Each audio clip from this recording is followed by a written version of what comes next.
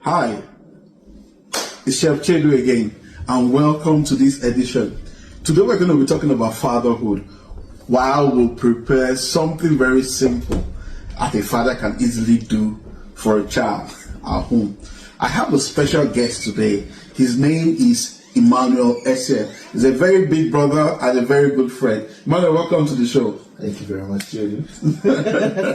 So today we're going to be talking about fatherhood while we prepare our egg fried rice. Awesome.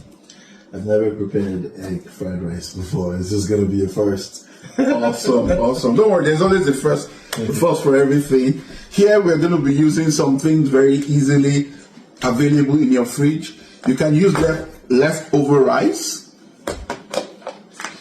In here we have carrots, bell pepper, green bell pepper, and red bell pepper. Also we have onion, and we have garlic. We're also going to be using some spices just to make the dish taste better. So before we go on, are you a father? Yes, I am a father. Awesome. And because you are here also, you had a father. Yes, absolutely. Can you remember your father's favorite meal? We're Nigerian traditionally. We're from the southern part of Nigeria. So I remember growing up, my dad loved swallow, as we call it. He just loved to, whether it was eba or it was pounded yam or fufu, my dad just loved to swallow. And, we would go through, he loved my mom's cooking. I know there was the soups like atama or afang soup, edikaikong. My dad would eat it all, but I know his favorite food was always swallow. So. Oh, that was awesome. My dad had this funny thing that he liked swallow, but he liked eba. So before he comes from work, at about 2 p.m. or 3 p.m., his eba is made on the table, minus the soup. So the eba stays on a particular bowl till he comes back in the evening, and his soup is made in a very hot clay pot. And he eats his eba kind of cold, and his soup very hot. So that's one iconic thing I remember about my dad. So now, talking about, before we go into the cooking, I just want to ask, what are the things that you've seen in your dad, the good qualities that you think you took from your dad, apart from his eating habits and other things that you think you... I probably inherited my, because you talked about eating habits. Yeah. My dad is a very slow eater compared to my mom, because that's the only, we grew up with both of them. So my mom eats fast, and it's funny when I look back, myself and my wife, I'm the slow eater like my dad. And my wife eats fast like my mom. And that's why, and I remember, one person has to wait for the other person to finish. Exactly. Makes the tension about the situation a little better to manage. Absolutely. And then because of that, my dad had a unique way of seeing the world. So I think I want to say I got that from him. Awesome. Well done. So I'll be showing Emmanuel how to do this. I'm not going to be touching he's going to be doing everything. I'm going to guide him. Somebody help me. I'm going to guide it. So please stay tuned, and let's continue, and let's move over to the fire. Awesome. Okay, Emmanuel. Awesome. Welcome. Now you are going to be doing everything. Yes. And we can see he has already put the coconut oil in. Yes. So try to put the onions. Okay. Let's hear the sizzle. So this has been heating up for a while. Seeing the way you're putting all this into without leaving anything, what would you say? Are you impacting your son? Do you try to impact everything in your head, your knowledge, and everything into your son?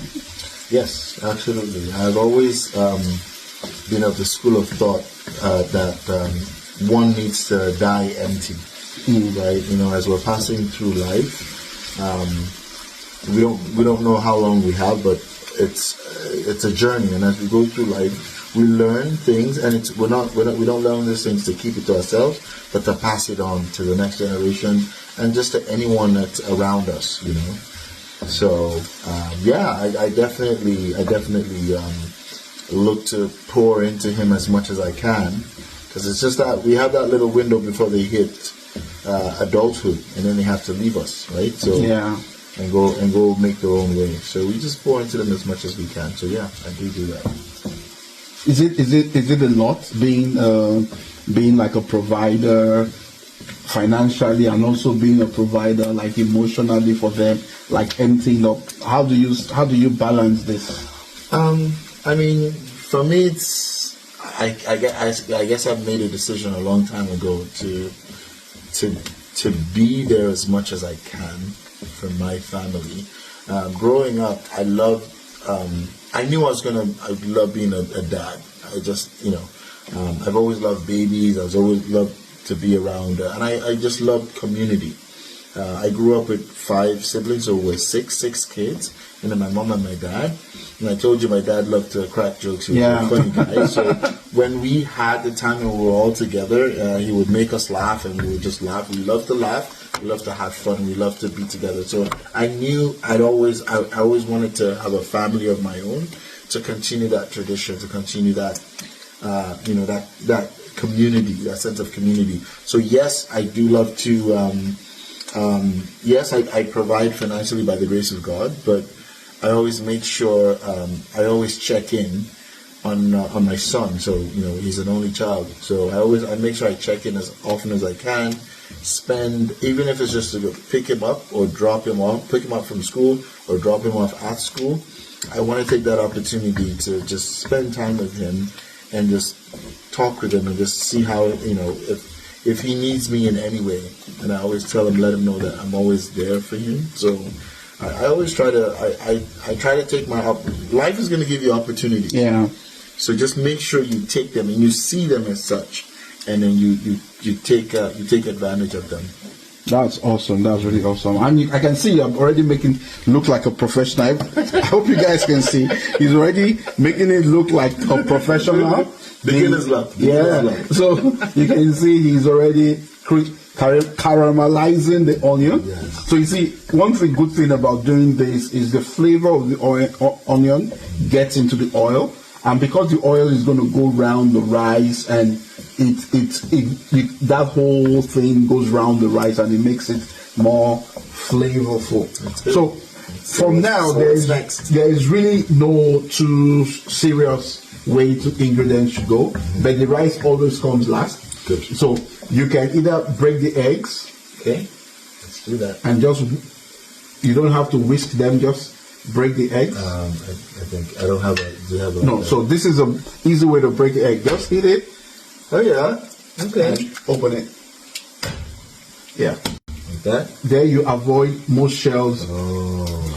Shells don't go into your eggs. Got it. That way. I learned something new, people. I just learned something new. Awesome. I'll get that for you. Okay, thanks. So you can just continue to stir rigorously. Okay. Yeah. Stir. Make sure the mix goes. Mix. Yeah, mix. There you go. Awesome.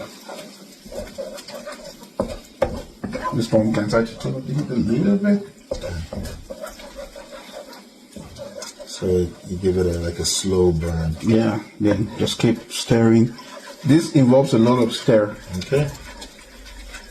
You're doing very well. Thank you, sir. It's a good thing I came with my stirring arm today, because I'm doing a lot of stirring. Yeah.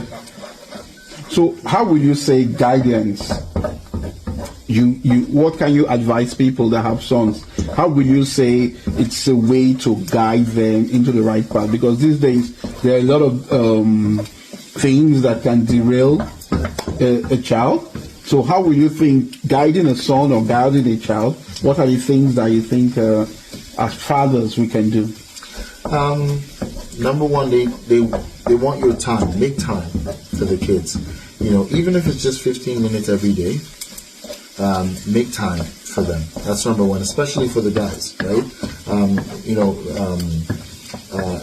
boys always they look up to their dads. They want to do whatever their dad is doing, and at some point they think you're not cool anymore, right? But they always, at the back of their minds, are always looking at you. So I always tell dads, I'm like, be a man of integrity, right? Yeah. What you don't want to put out there in the world, don't do. Don't be a hypocrite, right? If I were to tell dads one thing about parenting, especially parenting a male child. So if I were to tell, guys, one thing about parenting a male child is, don't be a hypocrite. Lead from a place of integrity. Always tell the truth. And I told my son a long time ago. I said, I'm going to tell you the truth. It doesn't matter what it is. We're going to go through a lot of ups and downs together. But what I promise you is that you will always get the truth from me. I'll always give it to you straight, and they appreciate that. The kids appreciate it, especially as they grow older. They know you're not treating them like they're stupid. You're always giving it to them straight, and they see that, they recognize that, awesome. and they reciprocate the same way. Awesome. So it's nice. So yeah, we're going to season it a little bit. All right, go for it. Seasoning cubes. Then you can go ahead and add maybe the garlic, and you can add also just don't add all the garlic, just a little bit. Oh yeah? Why not? Okay, that's fine. Yeah. Okay.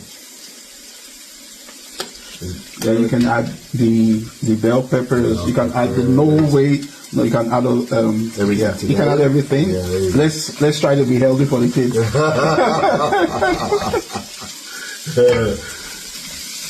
So I'm going to show you. Just give me 1 second. Okay. Let me show you. You're very gentle.